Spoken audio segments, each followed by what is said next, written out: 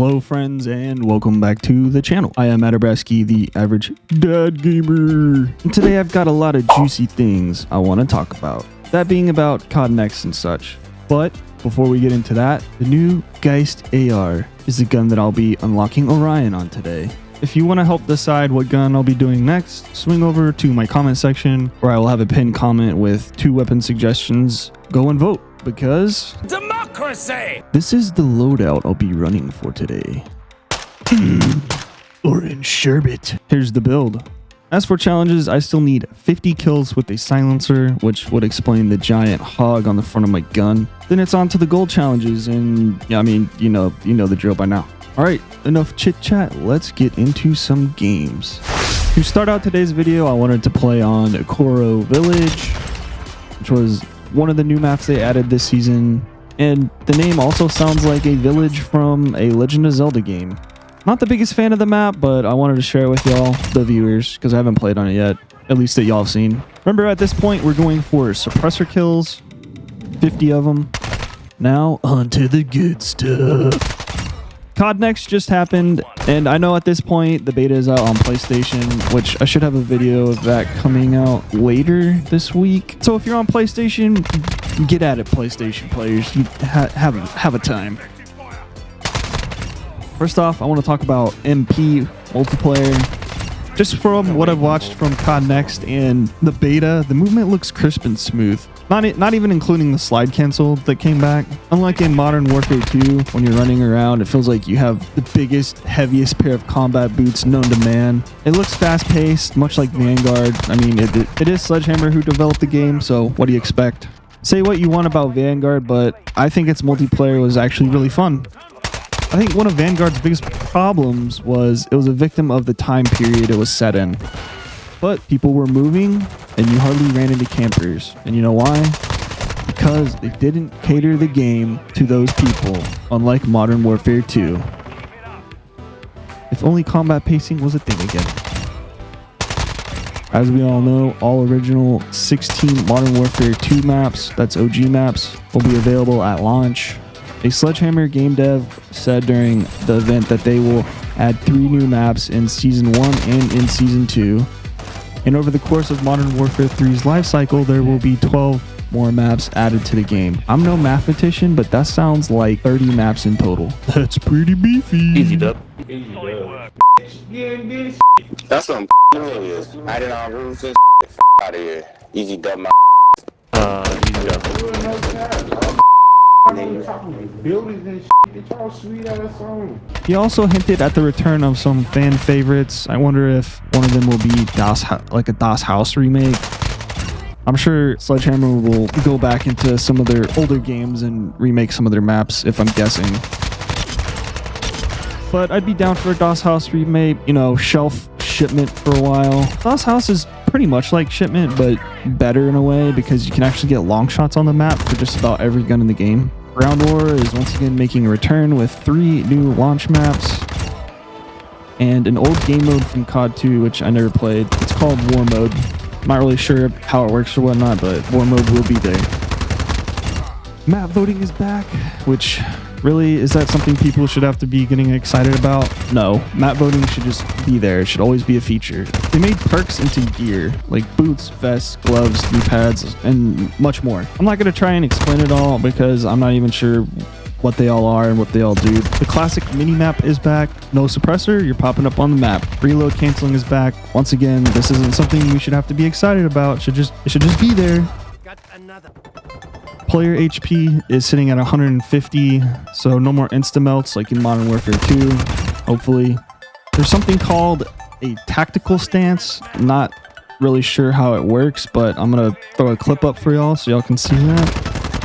Stims give you a speed boost, once again, like in OG Warzone. At this point, I think I'm going to wrap up talking about MP. There's so much more I could go into and mention, but I'm late to the party uploading, and I'm sure most of y'all have seen or heard most of this stuff already. But some camos did leak online. I would show them, but I'm not sure if they are striking people for showing them or not. I'll leave links in the description to people's Twitter who have the pictures, if they're still there. If y'all want to go check them out. Rumor has it that you can also grind zombie camos on the Modern Warfare 2 guns, which leads me to my next topic, zombies. Ugh, here's the stuff I'm excited for. I won't lie to you all. The first thing I might do is hop in to the zombies mode when Modern Warfare 3 launches. There's around a 5-minute gameplay video of the zombies posted on Call of Duty's YouTube page or Twitter or something if you want to go check that out.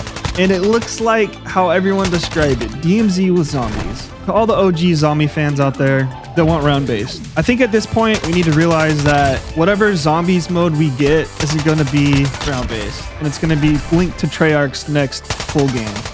Trust me, I want it also, but it's okay to have new takes on the zombies mode. Besides Vanguard, that was bad. It was just awful. But I'm a firm believer that Vanguard Zombies was thrown into the game last minute, and Treyarch did whatever they could with what limited time they had to get it out there. But hear me out, before we write off MWZ Modern Warfare Zombies, let's give it a fair chance. And let Treyarch put all their efforts into their next round-based game, title. Let them cook, is all I'm trying to say. I'm going to share with y'all the things that I noticed from the 2-minute zombie trailer. As we all know, it is played on the new Warzone map, so it's going to be even bigger than Cold War's Outbreak mode. You infill into low threat zones with up to, I believe, 6 friends if you'd like, which means there's not going to be a lot of zomboys around in the low threat zones. And if they are, they're probably weak, like the zombies in the first rounds of like round based. And as you move to the middle of the map, they get stronger, more difficult, the mobs ramp up, all that stuff. Also, there will be other enemy teams on the... Well, I say enemy, but there'll be other players on the map, but it's strictly PvE only, no PvP. Although I think if they introduce like some kind of mode where you and other teams transfer to a spot and PvE each other and fight zombies, that might be kind of interesting to do. All the vehicles from Warzone look to be available for use. It looks like all the Cold War mobs are back, like the Mimic, Mangler, Disciple, which the rework on the Disciple looks hella dope. I'm a big Disciple fan. And the Abomination. But this time, the Abomination is huge. And from what I remember on COD Next, the developers said that it drops crawlers down on the ground that chase after you and will explode. Oh, and Hellhounds. Hellhounds are back. God damn it. They showed a clip of operators running into the Aether Storm and equipping their gas masks. And if you notice, the zombies have this glow around them, much like in Cold War when the Disciples get them all riled up. So I wonder if you go into the storm and there's zombies in there, that they become more aggro and difficult.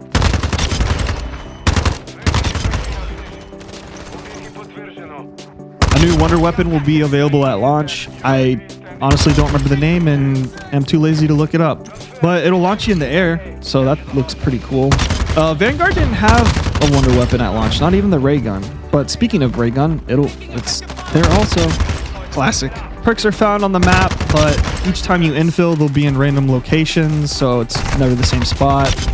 Pack-a-punch camos are here at launch, unlike Vanguard. Are you starting to see a theme here with Vanguard?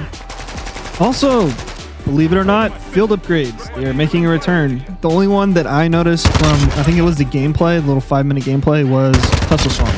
So, field upgrades are coming back. Which ones? Don't know. It'll probably be the usual, like Aether Shroud, Tussle Storm, Healing Aura. They'll probably have different names, but keep an eye out for those. And at the end of the trailer, they show this giant worm monster. It makes you wonder if there is some kind of contract or Easter egg that you need to complete to activate this boss fight. But I think that's going to wrap up today's video. I know I didn't touch on Warzone. That's probably because I am not much of a Warzone guy. I will say whatever changes they made for MP looks like it's transferring over to Warzone. So basically a Warzone 3.0. And they'll have Plunder at launch. So that's cool. I like Plunder. As always, friends, don't forget to check the comments section to vote on the weapon I'll be doing Orion on next. And hopefully I'll have a MW3 video coming out later this week.